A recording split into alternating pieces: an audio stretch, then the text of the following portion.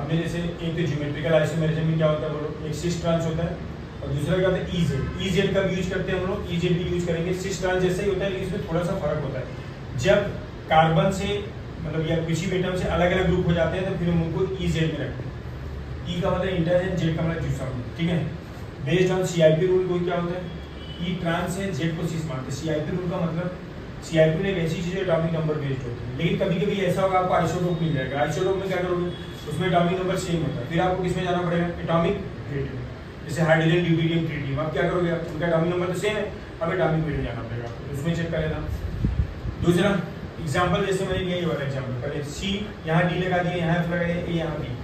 मैंने मान लिया, मैंने कहा कि इस कार्बन से ए और बी लगाया, मैंने कहा ए का एटॉमिक नंबर बेटा बी से ज्यादा है और डी का एटॉमिक नंबर एफ से ज्यादा है, तो जिनके एटॉमिक नंबर ज्यादा थे वो एक तरफ है। एक तरफ मतलब क्या, सिस, मतलब ई का मतलब ट्रांस, जेड का मतलब सिस, तो दोनों एक तरफ है तो हम उसको जेड मानेंगे। क्या मानेंगे बोलो, जेड।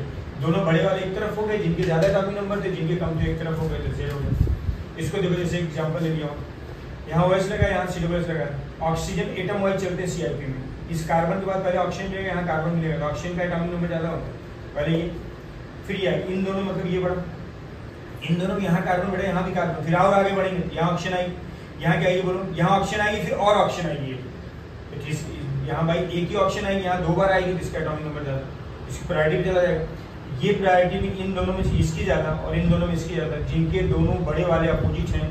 अपोजिट मतलब क्या होता है, ई। देखो और एग्जाम्पल देखो, Cl है, Br है और ये, अब देखो इसमें तो उसने क्या कर दिया, एक बना दिया सिस, और ये क्या ट्रांस, देखो दो H एक तरफ। भाई सिस का मतलब होता है कि हर एक डबल बॉन्डेड कार्बन से अगर मिनिमम दो ग्रुप सेम साइड है तो उसको सिस कहते हैं, अपोजिट होते हैं उसको क्या कहते हैं बोलो, ट्रांस।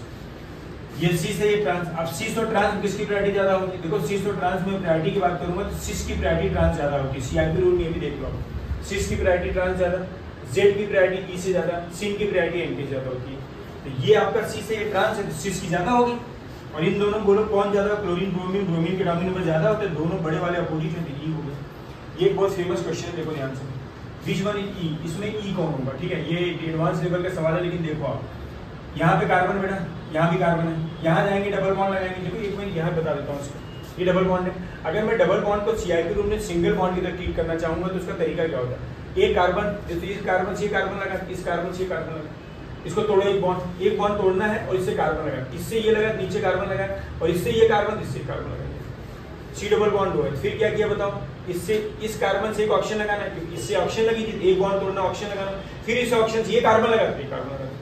ट्रिपल बॉन्ड में दो बॉन्ड तोड़ देना है तो दो बार इस कार्बन, दो नाइट्रोजन लगा देना, इस नाइट्रोजन से क्या लगना, दो कार्बन लगा देना। इस क्वेश्चन में ये कार्बन है, यहाँ भी कार्बन, एक स्टेप और आगे यहाँ जाओगे तो डबल बॉन्ड तोड़ोगे, दो कार्बन लगाओगे, और यहाँ पे कार्बन H आएगी, किसकी प्रायोरिटी ज्यादा होगी, इन दोनों में इसकी प्रायोरिटी, और इन दोनों में सेम इसकी प्रायोरिटी, यहाँ भी वही सी, ये तो Z है, ये E नहीं है।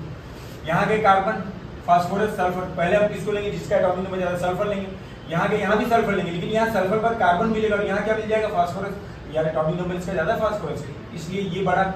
इन दोनों में कार्बन के बाद सल्फर लेंगे, यहाँ भी सल्फर लेंगे, फिर और आगे जाएंगे तो यहाँ कार्बन, फिर ऑक्सीजन, और यहाँ कार्बन, इसकी प्रायोरिटी ज्यादा, ये भी जेड है।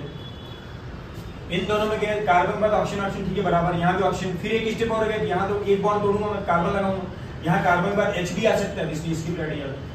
एक इसमें गए कार्बन बाद ऑक्सीजन, इसमें भी गए कार्बन के बाद ऑक्सीजन, लेकिन यहाँ ऑक्सीजन बाद तुरंत ऑक्सीजन मिलेगी, यहाँ ऑक्सीजन के बाद क्या मिलेगा, कार्बन, इसकी प्रायोरिटी ज्यादा। इन दोनों में इसकी प्रायोरिटी, दोनों बड़े एक तरफ है, ये भी जेड है। इसको देखो, इसको अगर मैं तोड़ूंगा तो देखो, इसको तोड़ूंगा, दो कार्बन लगाऊंगा, बट जैसे ही कार्बन लगा ऐसा हो जाएगा, सेम स्ट्रक्चर हो जाएगा। लेकिन याद रखना, ये बहुत इंपॉर्टेंट बात है, अगर एक नेचुरल जो स्ट्रक्चर पहले से हमारे पास है और एक जो आप बना रहे हो, ये बना रहा हूँ, ये पहले से, याद रखना, जो पहले से होता है उसकी ओरिजिनल जो स्ट्रक्चर है उसकी प्रायोरिटी जो आप बना रहे हो उससे ज्यादा होती है। इसलिए इन दोनों में ये बड़ा, और इन दोनों में यहाँ कार्बन बाद ऑक्सीजन आएगी और यहाँ कार्बन बाद कार्बन आएंगे, तो ऑक्सीजन की प्रायोरिटी ज्यादा होती है। इन दोनों में ये बड़ा और इन दोनों में ये बड़ा, दोनों बड़े अपोजिट हैं।